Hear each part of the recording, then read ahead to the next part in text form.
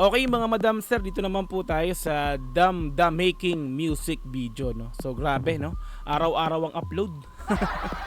Araw-araw yung upload. So sabi ko, nako, gagawan ko dapat yung mga nakaligtaan ko ng mga nakaraan. So hindi ko na magawan kasi nga may bago na namang upload. So yun, ito. So, since may bagong upload, ayan, so papanoorin natin to, no. So hindi ko pa siya napapanood actually. So 1 minute to na na-click ko siya siguro mga 1 minute. So gusto kong panoorin siya habang habang binibigyan ko ng reaction video. Okay. Okay, so wala nang patumpik-tumpik pa. Making Music Video. Let's go. Play na natin to mga madam sir. All right. Lahat ng boys talaga may idea sila. So as a director, kailangan ko ma-meet halfway kung anong gusto nila.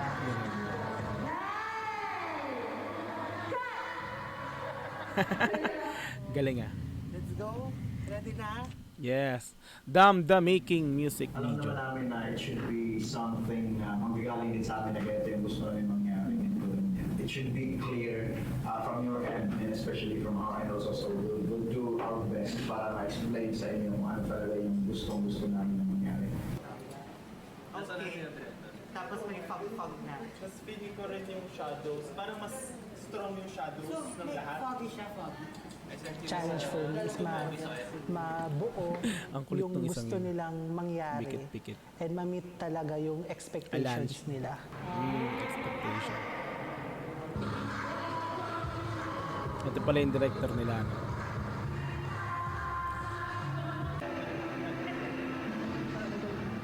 So Ma-meet during ang naman siya shoot, expectation. kahit 2 days siya, parang marami talagang scenes na kailangan i-shoot and also maraming palit ng damit, lalo na yung kay Stel. Lalo na yung kay Stel kasi nga dalawa yung katauhan niya rito, no? I-shoot and also maraming palit ng damit, lalo na yung kay Stel. Kasi dual personality Ayan, siya. dual personality. And roll camera, music, and action, pasok yan. Ganun. Gusto Angas! namin i-hiwating din na parang importante talaga sa amin kasi gusto namin i-risk, i-sacrifice yung mga activities namin just to response. Sacrifice ang activities. One more, dikit nyo na yung music. Ganoon naman kami every era, syempre, ano namin, talagang pinaghahandaan namin na tinatry namin higitan kung ano man yung mga nakaraan. Pero Higitan kung ano yung mga nakaraang nagawa nilang music video, lahat ng nakaraang nagawa nilang kanta, mas hihigitan. So, ibig sabihin, habang gumagawa sila ng bago, ini-improve pa nila lalo, no? Okay. pinaghahandaan namin na tinatry namin higitan kung ano man yung mga nakaraan. Pero for this one, siguro matindi yung paniniwala namin about it. And personally ako, binibigay ko rin talaga yung mabibigay ko para syempre mas magkaroon, kung ma-amplify pa kung ano yung dam ngayon.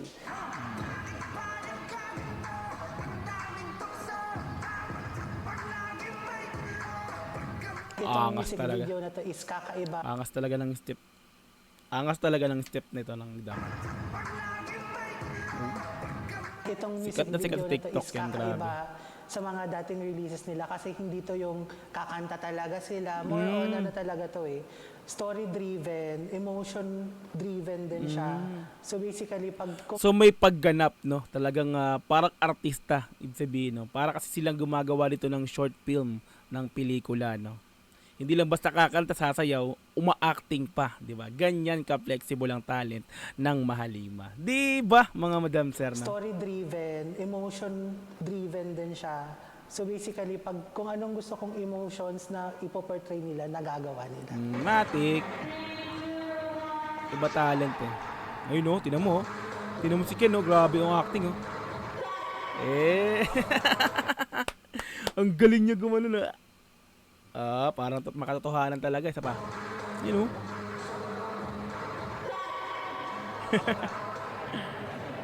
Gano'n ba nasigaw?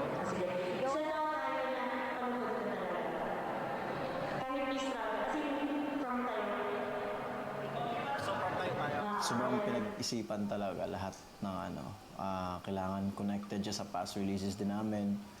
So lahat, Grabe yung gawa talaga nila na to, no? So masasabi ko documentary talaga na yung nangyayari, no? So hindi siya yung SB19 vlogs kumbaga, no? So dito ano siya talagang dinodocumentary nila yung paggawa nila ng mga ng music video, ng choreo nila, ng pag 'di ba? So lahat ng ina-upload ng SB19 ng channel nga ng SB19 is talagang documentary. So hindi siya vlog lang, no? 'Di ba? kailangan connected siya sa past releases din namin. So lahat, ginawa siya with a reason. Kung itry mo siya i-connect sa mga dating kanta namin, talagang meron siyang meron siyang prequel tsaka may sequel. Kumbaga mas talagang inimprove nila ng husto, 'di ba? Talagang mas ginalingan nila, 'di ba? Sa pagganap, 'di ba? 'Di ba? Yun, parang ganoon, no. Talagang meron siyang meron siyang prequel tsaka may sequel.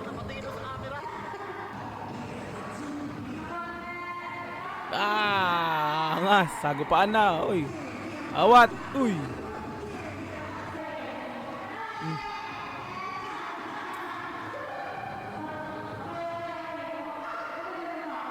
Sa Dam era talaga, sa simula at wakas, mas very collaborative sila kasi talagang gusto nila pagandahin yung era na to.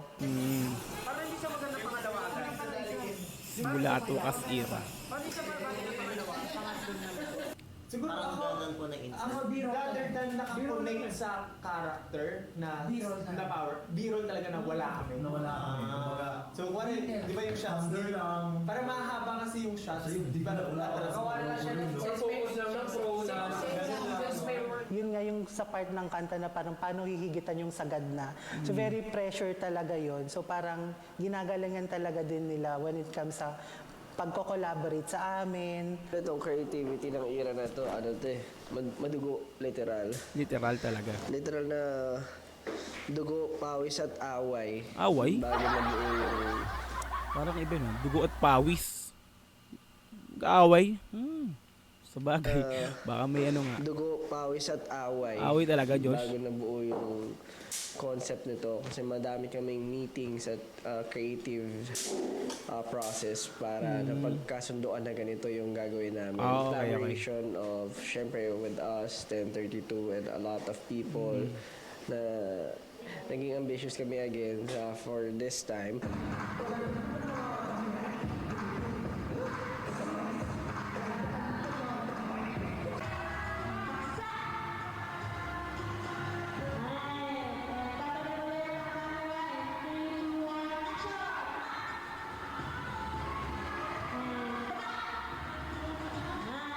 Galing.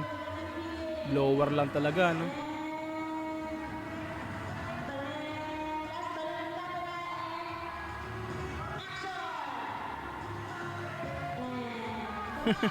Si Justin talaga Grabe yung actingan parang nila, sa Justin, grupo, siya no? talaga yung creative din talaga.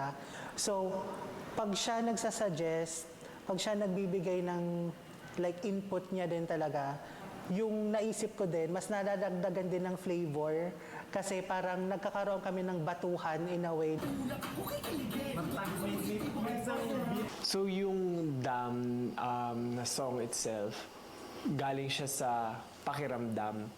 And syempre yung meaning, yung dam mismo rin na nagko-control sa tubig. Yes, Alam mo yung literal na pag dam. meron kang gustong gawin, pag nagawa mo na siya, may another ka na namang gustong gawin. So yung pakiramdam na yon, Bawal na yung na-summon mo successful na. Yeah, so i-ano mo lang, give your time. yung sinasabi rin nung buong simula at wakas. Pag natapos mo na yung sinimulan mo, magsisimula ka ulit ng panibago. Tapos na yung sinimulan, so nawakas na. Ibig sabihin, yung sinimulan mo natapos na, so wakas na, simula ulit ng panibago. So yun, no? Simula at wakas. Nagwakas ka na, magsisimula ka ulit ng panibago. Nice explanation, Tapos mo na yung Justin. sinimulan mo, magsisimula ka ulit ng panibago.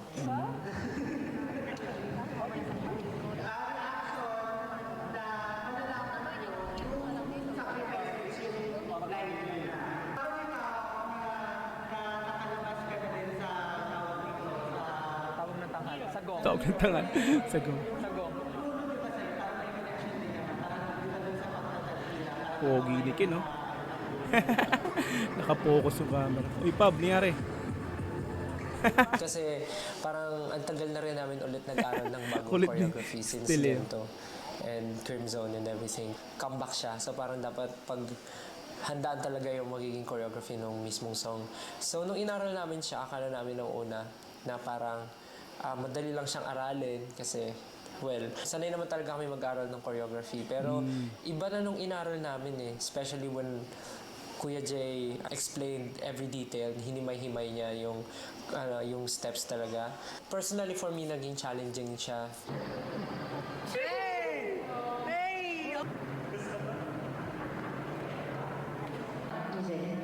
Ayun, nakadapa na. Ayun yung salamin, no? Baka bubog ka dyan, Estel, ha? Bubog talaga, oh. Nabasag, eh. Basag talaga yung glass, ah.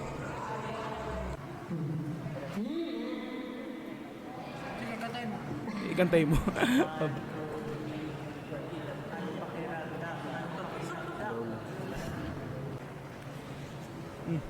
Yun. Tapat lang talaga yung ano, ilaw. Parang sinag ng araw. Originally, yung parang concept or Napatan yung yung mata niya. inspiration dito is a real dam, something like a reservoir kung saan mo iniipon yung tubig para may energy ka, meron kang resource pagdating Dam. kapag nawala ng kuryente or anything. In a way, yun din yung Yun nga, mga yun nga yung ano, yung dam, no. So, yun din yung parang inexplain na nung last video yung upload nila, no. Ganun, meron no? kang resource pagdating kapag nawala ng kuryente or anything. In a way, yun din yung mga experiences mo in life, iniipin mo siya lahat. And there will be a time that you will use it. Kasi, syempre, you have to use it kapag kailangan mo na. Walang hanggang Kailangan, pag gusto ng mga tao. So, in the end, parang tayo rin yung naghahanap ng answer sa lahat ng katanungan. Yung pakiramdam na nahihirapan ka, nagsasuffer ka because you're wanting more. Wala pa yung dam na music na song, na-imagine na namin na yung magiging concept namin is basically ganito. So actually, nauna pa yung concept bago yung kanta. Kakaiba yung setup namin ngayon. Okay. So, ayos, ano. Bago na isulat ni Pab yung lyrics. So, naisip na nila kung ano yung mga concept na gagawin. Ganito, ganyan. Kakaiba to, ah. Kasi usually sa mga artist, dapat nauuna yung lyrics, eh. 'Di ba? Lyrics, magsulat ka, pak, istorya, diba? Hanggang sa mabuo mo yung pinakang istorya ng tema ng kanta mo. Tapos, 'di ba? Yun sa music video, doon mo na iisipin kung ano yung gagawin mo concept sa paggagawa ka na ng music video, no. Sila, 'di ba? Alam nila yung gagawin ng music video bago pa yung lyrics ng Dam. Ayos, ang galing. Actually, nauna pa yung concept bago yung kanta. Kakaiba yung setup namin ngayon. Kaya nga, eh. Binibigay talaga namin yung buong passion namin para sa path na ito. Lagi namin ginagawa yung best namin pagdating sa lahat ng bagay. Yes, Pero dapat. the question is, ano pa ba yung pwede namin maibigay for the people, for ourselves, to better ourselves? So, yun yung isa sa mga line na gustong-gusto ko kasi that question is something that's really hard to answer. But you will see the solution or yung sagot kapag ginawa mo na yung certain thing. So, yun, pushing yourself to the limits. Yes, good.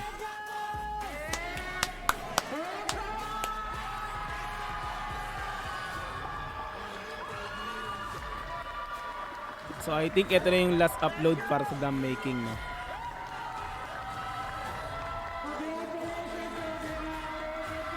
Alright.